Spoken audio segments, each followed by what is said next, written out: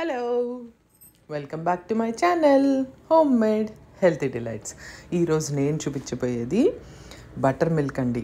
మనకి ఇండియాలో సమ్మర్ సీజన్లో చలివేంద్రం దగ్గర మజ్జిగ చేస్తారు కదా, ఆ టేస్ట్ చాలా బాగుంటుంది. అది ఎలా చేయాలో నేను చూపిస్తానండి. దానికి జింజర్, అల్లము, ఒక పచ్చిమిరపకాయ అయితే సరిపోతుంది. కారం ఎక్కువ ఉన్నా పర్వాలేదు అనుకునే వాళ్ళు 2 తీసుకోండి. నేను ముందు ఈ అల్లంకి చక్కగా పీల్ చేసేసుకొని పెట్టుకుంటున్నాను.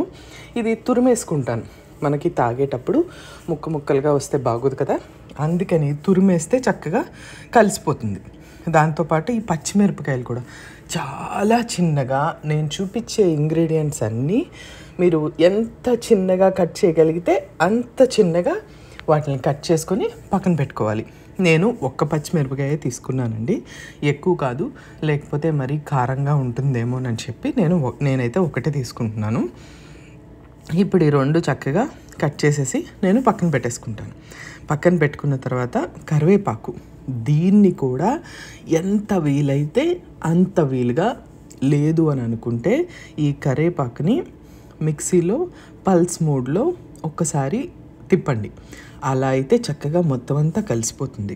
ఈ కరివేపాకుతో పాటు కొత్తిమీర కూడా, దీన్ని కూడా మీరు అలానే 2 కలిపి మిక్సీ చేసేసుకొని పల్స్ మోడ్లో లేదా 1 లేదా 2 సార్లు తిప్పేసుకుంటే చాలా చిన్న చిన్న ముక్కలుగా అయిపోతాయి.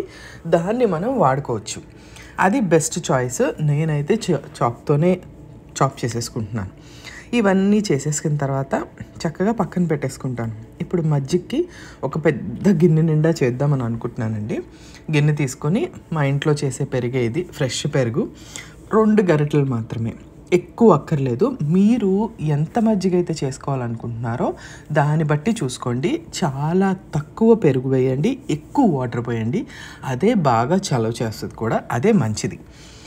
పెరుగు తర్వాత మనం ఆల్రెడీ అల్లము, పచ్చిమిరపకాయలు, కరివేపాకు, ఇంకా కొత్తిమీర అవన్నీ చిన్న చిన్నగా చాప్ చేసుకున్నాం కదా, అవి వేసేసుకుంటాం. వేసేసుకున్న తర్వాత దానికి సరిపడినంత సాల్ట్, ఇంగువ అస్సలు మర్చిపోవద్దు, వేయండి. నేను చూపించే పొడి ఏంటంటే ఇది జీరా పౌడర్ అన్నమాట. నేను ఇది రెడీగా పెట్టుకుంటాను. దీంతో పాటు మీ దగ్గర సోంపు ఉంటే కనుక మర్చిపోకుండా అది కూడా వేసుకోండి. టేస్ట్ చాలా బాగుంటుంది.